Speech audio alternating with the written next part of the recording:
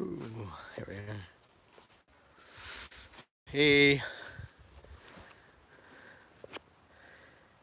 hey everybody. Right now I am out in the field in front of my house here. If there's anybody that's gonna be watching here pretty soon. So far nobody's on here. We'll just wait for some people to come on here before I go on here. There we go. Got 2 people. 1 thumbs up. 5 people. Yeah, it's a beautiful evening here right now. Actually, I'm out in front of my house here right now, and hey there, Jverse 620 FEM. There's your shout out. Hey there, Jeff. How are things in Wisconsin? Good evening, young Minnesota dairyman. Well, we got a few people on here, so yeah, there's the corn. Let me flip this camera around here. Hey there, Tim. Yeah, we got some rain. We got a little over an inch. Now this is the cornfield right out in front of my house here. Yeah, I'm sure there's storms moving that way. But this is what our corn currently looks like right now. There's a few weeds coming in here, but it's not. There's still some alfalfa, but yes, the corn is coming along. Hey there, excuse me. Hello there, Chase from Ohio. Glad you like my channel. Yeah, we got about 1.5 inches of rain this morning. So yeah, I don't know why some places the corn out here it's a little bit uneven in places, but I think a lot of it is. Yes, we have oats to combine. I'm actually gonna go show you guys those in a little bit here.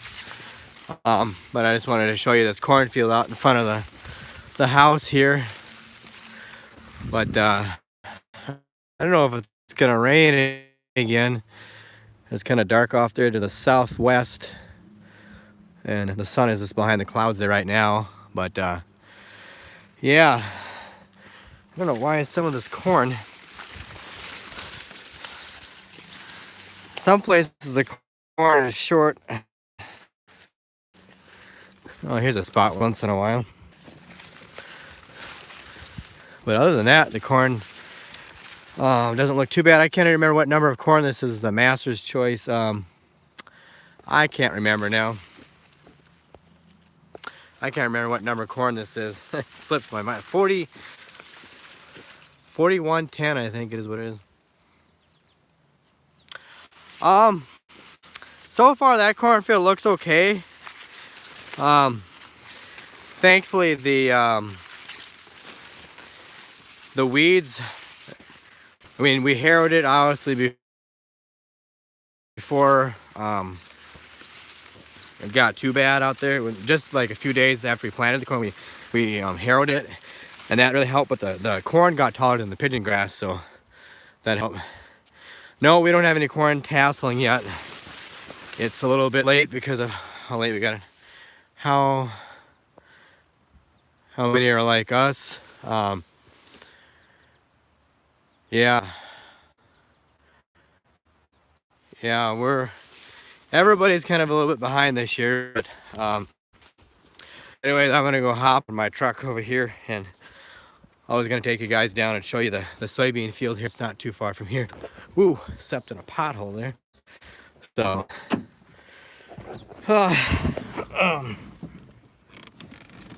hope my truck starts. Should have a little trouble with the fuel pumps on here. There it goes.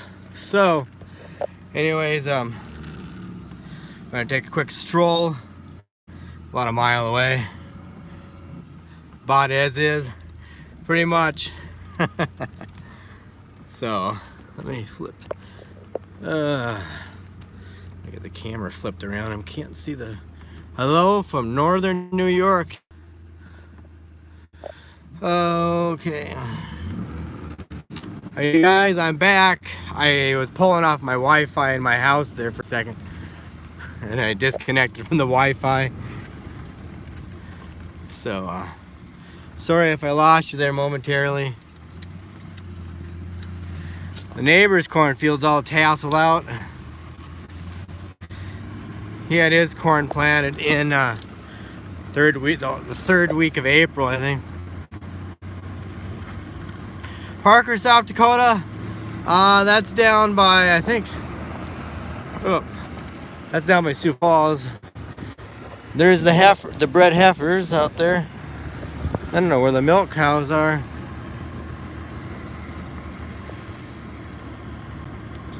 Oh yeah, the 4020 is still around. It's on the disc bind. 4020 is still around. It's on the disc bind. I don't know if the milk cows, they were supposed to go out to pasture. I don't know if they did or not. Cornfield here. I guess pull in over here. This was the last field we got planted right here, so this is the swampy field over here. Yeah, I don't know, we're still kind of debating. I mean, we were gonna combine this field here.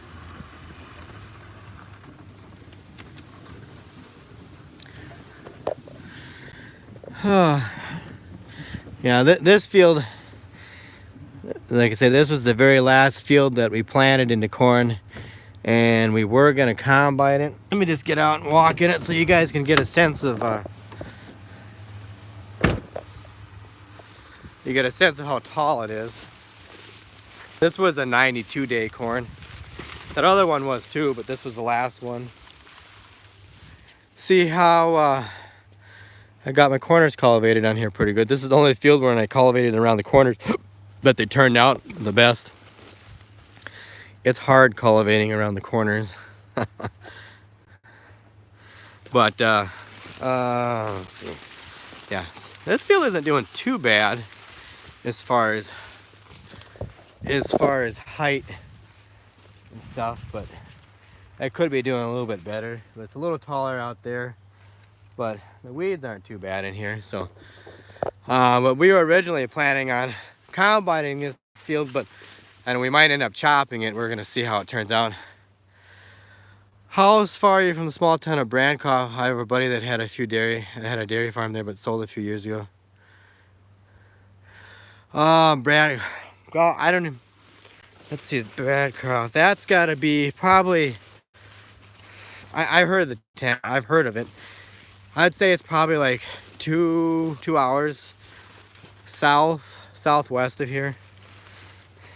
I think it's over kind of like Huron area someplace. I'd have to actually look on a map. It could be further, but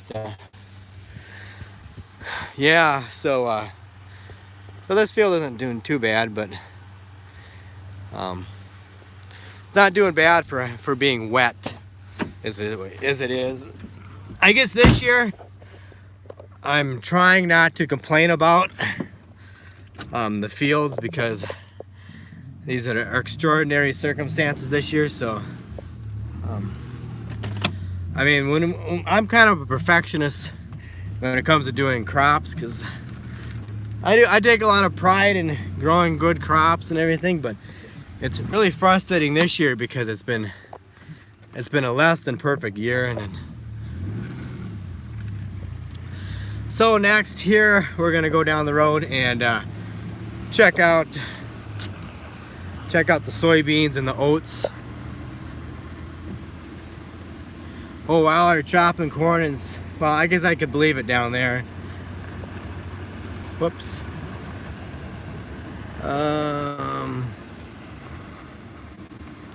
Which way from Watertown? Northeast of Watertown, South Dakota.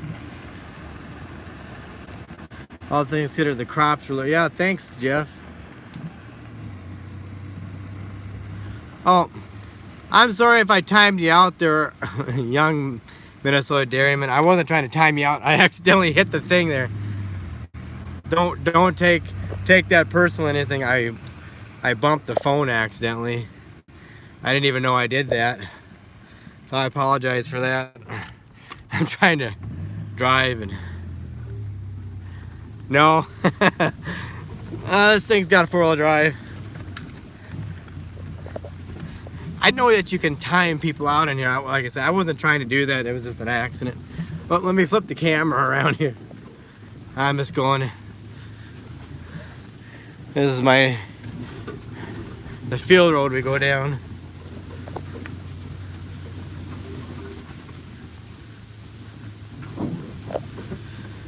Oh, I don't know what the deal is. This is another one of our neighbor's corn here, but somehow when they were spraying over here, they got somebody else come in there and spray it, and it's like they didn't get the booms turned on along the edge here, so they've got ragweed, sunflowers, and kochia growing in there, and I don't know why, but they just didn't get the booms turned on right or something. Their GPS wasn't working right or doing something.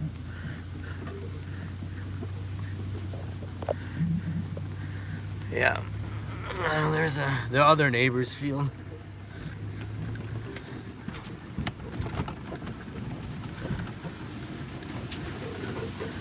Yeah, it's about a half-mile long field road here, so.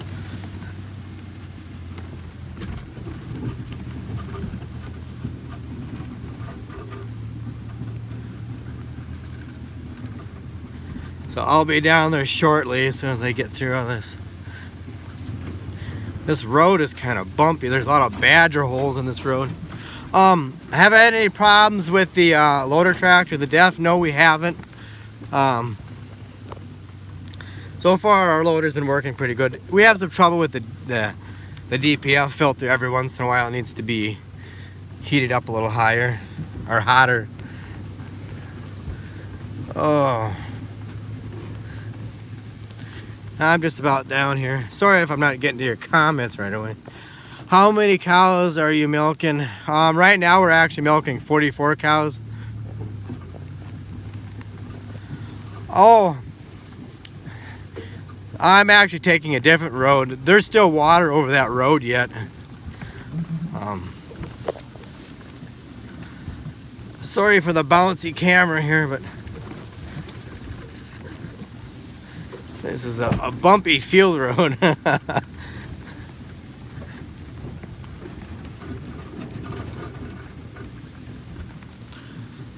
Okay, here we're coming down here.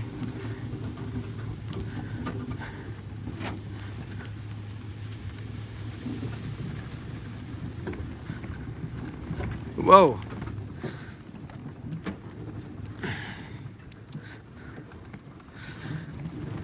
This is bumpy down here.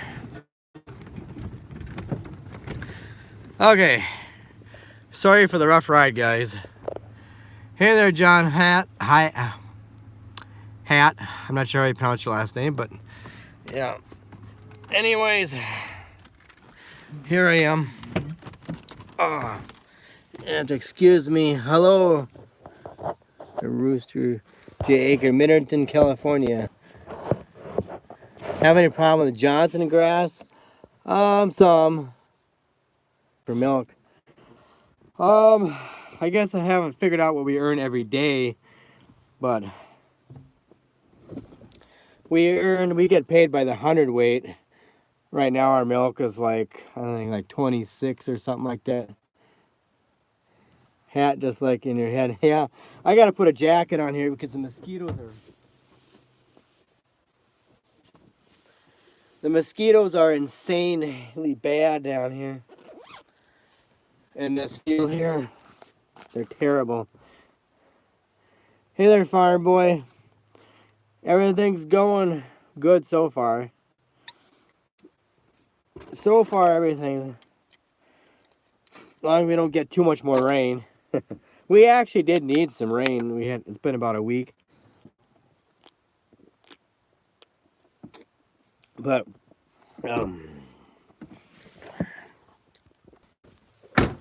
Let me flip you guys around. Okay. Here's the soybeans, this oats field. And yeah, the soybeans are coming along pretty good here. Well, they're actually getting flowers on them.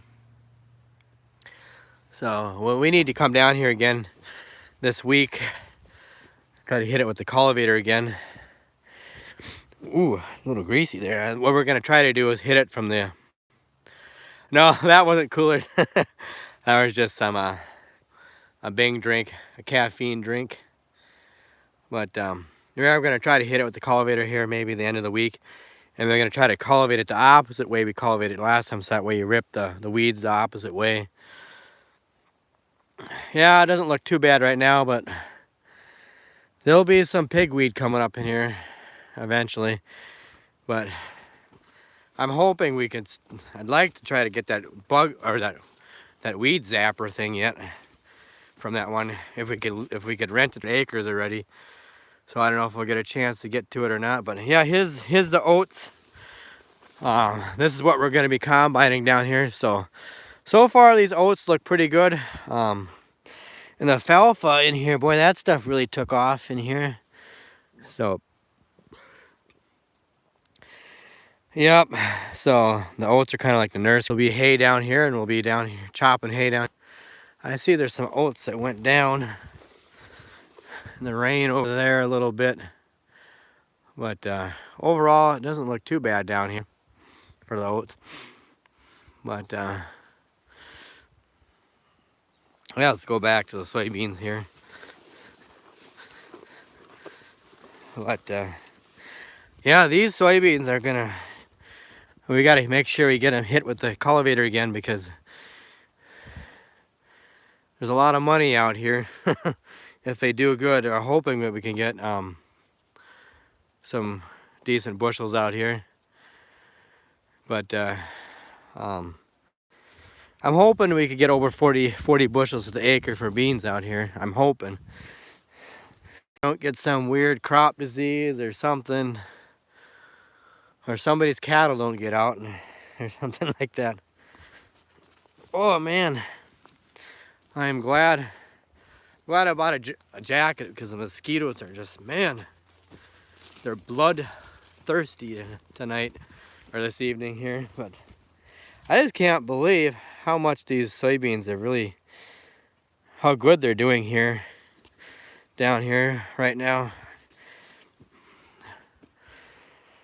At least they got some pigweed coming down here. But yeah, when I walk in, I feel like, because I start pulling weeds. Just I don't know why we got so much volunteer corn coming in here this year.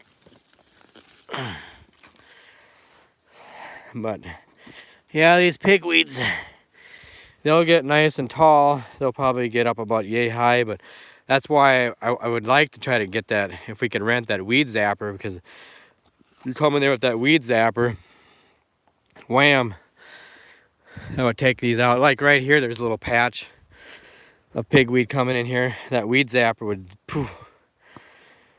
We're gonna sell these. These are food grade.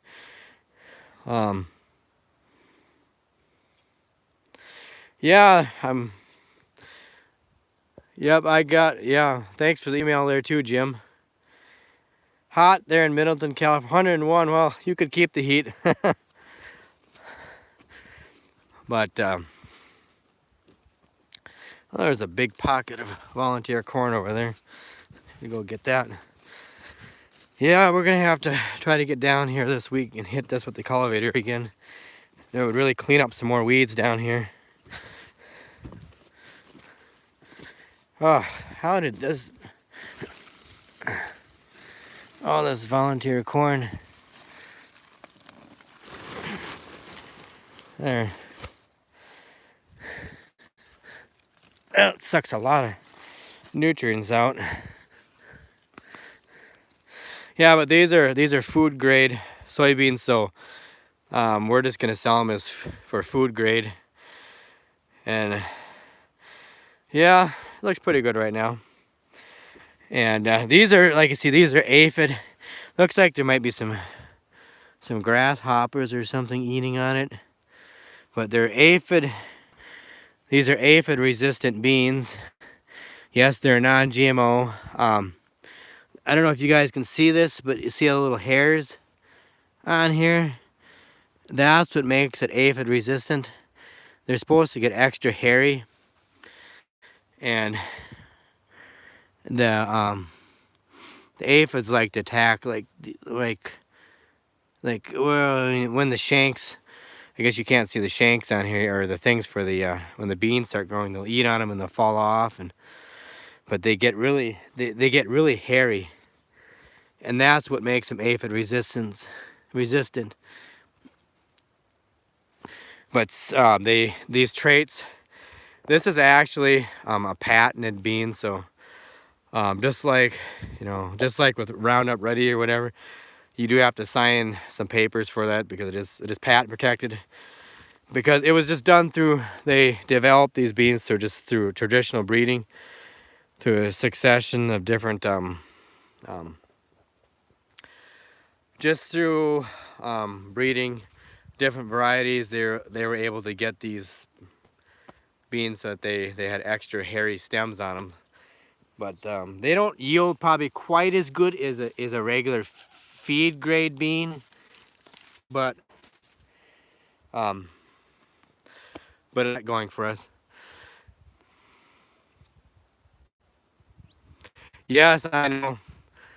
I think some of it was, there were some times when we ran down some corn with the combine.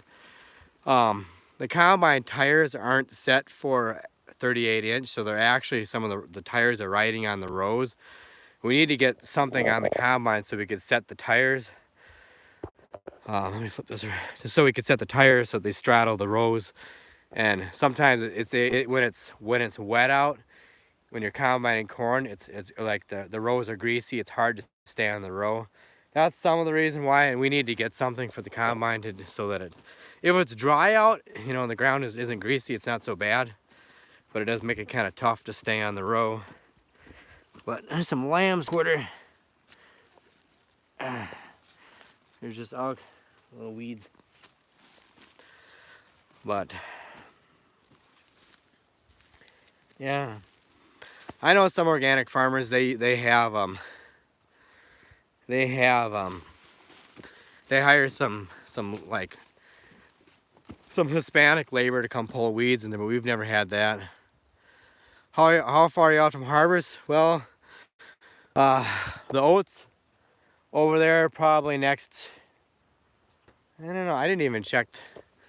I would think maybe towards the end of next week we'll be doing the oats.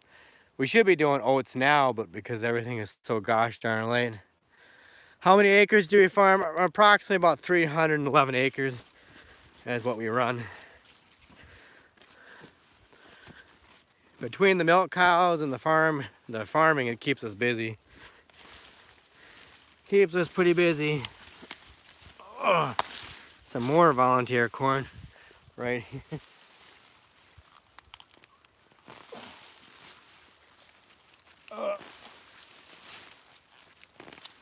There.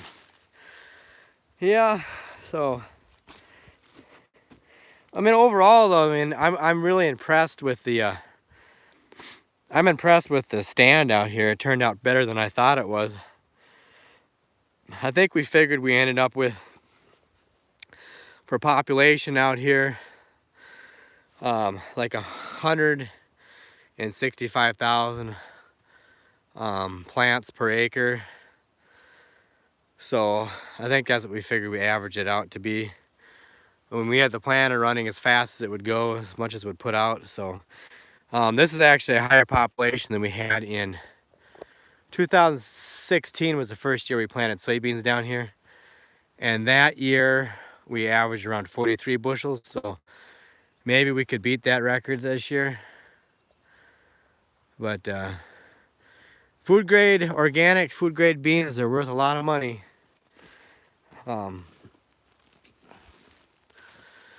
So I'm hoping we could sell them to the same place we sold them this year. Hopefully we can get them moved out sooner than we did the previous year, but But I sure hope, it sure would be nice to get that weed zapper this year if we could rent it. But man, that would take care of all that volunteer corn. How's the organic milk market lately? It's holding steady, but I'm hoping, let me flip this around. I'm hoping that it's gonna pick up here soon. I mean, right now in the summer, it's been kind of low for the summer months, but they usually take away a little bit for the summer. But I think everybody's been down on milk because the heat. That's what I've heard. I know our milk hauler, he said he's had to drop a route because the milk production's been down for everybody. So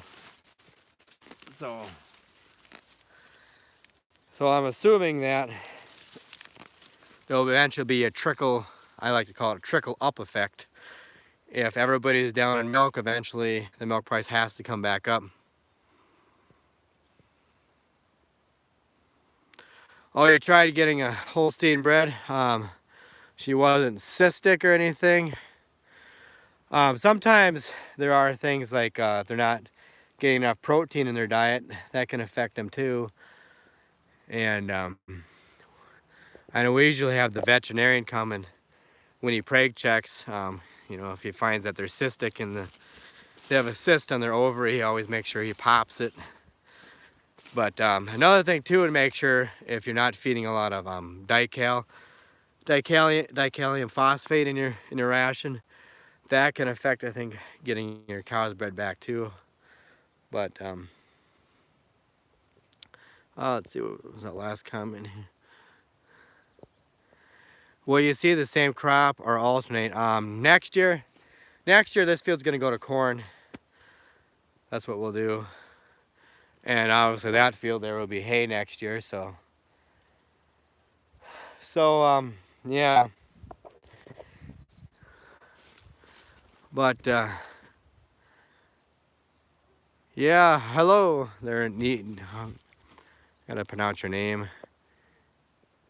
Nebol. Yeah. So we'll see what happens here this year. I just want to, you know, I'm the biggest thing since everything's so late this year. I'm just worried about getting an early frost. I'm hoping that we're not going to get an early frost, but I think that's what everybody's worried about this year because we have seen a frost as early as like the third weekend in August one year. I think it was 2005. We got a early frost. It was very, very light. Like some of the corn got killed in the low ground, but what's your usually crop rotation on the fields? Okay, well, crop rotation, okay, like this field here, okay, next year will be corn. Then the year after that, we're probably gonna put it into oats and alfalfa. So we do like an oats, you know, alfalfa, and then corn, and then soybean rotation. We usually try to keep it in like 3 years for alfalfa. So that's we'll do a oats crop, and then we'll have it 3 years of alfalfa, and then we'll break it up and plant corn, and then do soybeans, and then corn again, and that's usually what our cycle usually consists of and stuff like that. But yeah, so everybody's just hoping that, I'm hoping that we're gonna have a little Indian summer this year, so that way we don't like, I'm just hoping that the corn gets the black layer in it. If the corn gets the black layer in it, we'll be lucky.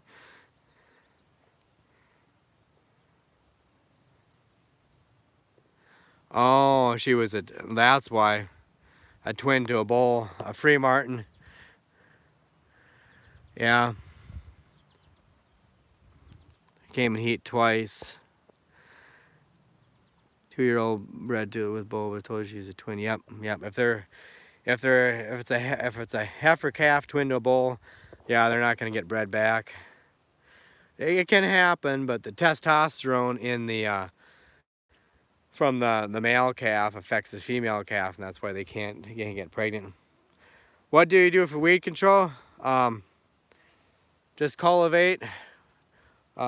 We could either like harrow this, or we could take a rotary hoe before the soybeans come up. Some people go across the field with the rotary hoe once it's up. It's got to at least have like, I don't know, like 4 leaves on it before you do it. You don't want to do it in the coddling stage, otherwise you'll break them things right off.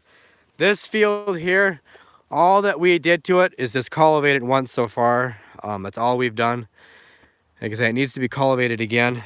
So it's not gonna be perfect. It's not a Roundup ready, you know, obviously, but it will be.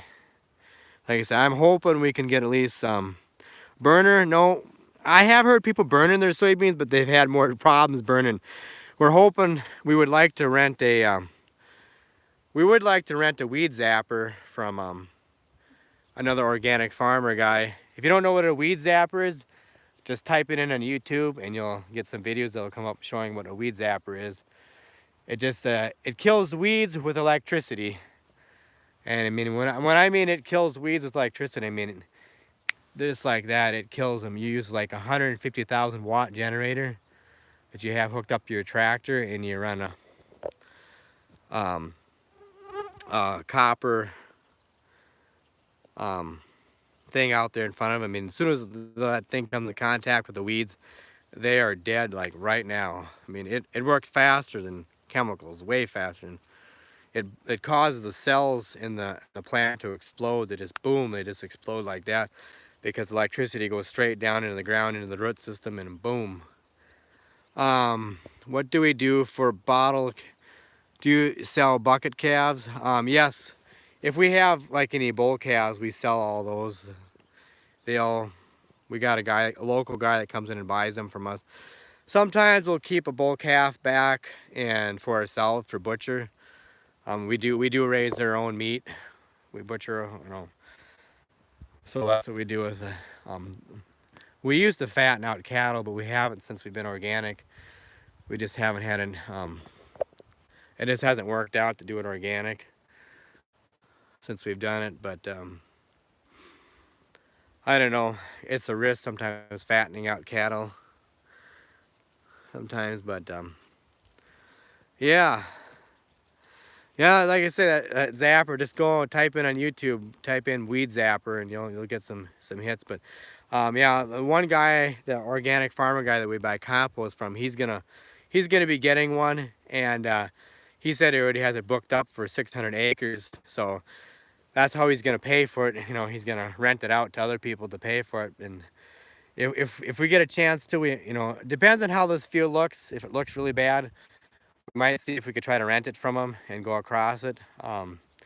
He said he's gonna mount it on his loader tractor. He's gonna mount it. He's gonna have it on the boom, and a boom on the front, and the generator is gonna be in the back. So it's gonna be death by electrocution. Hi there from Oshawa, Ontario, Canada. Yeah, well, thanks. Let's see. Thanks, James McGregor. I pronounced your name right, your last name. But yeah, yeah. As long you just gotta hold it right above. You gotta hold it. Excuse me. You gotta keep it right above the top of the weeds there, or the beans. You know, and just run it right across the top, and you'll kill them. They'll be dead. But so yeah. Well, I gotta get going back home. I gotta get started with chores here, but I thought I'd just quick show you guys some of the crops anyways. So you see what the beans look like. And not only that, I didn't film anything today, so I thought this would be your video of what's going on around here today. So, and these mosquitoes are little pesky little buggers. They keep landing on my hand. They're landing on my hand, eating my hand up. I'm holding the phone here, so. But yeah, hope you guys enjoyed the video. So I gotta go, so take care, and have a good evening and a good night, and I'll catch you guys later.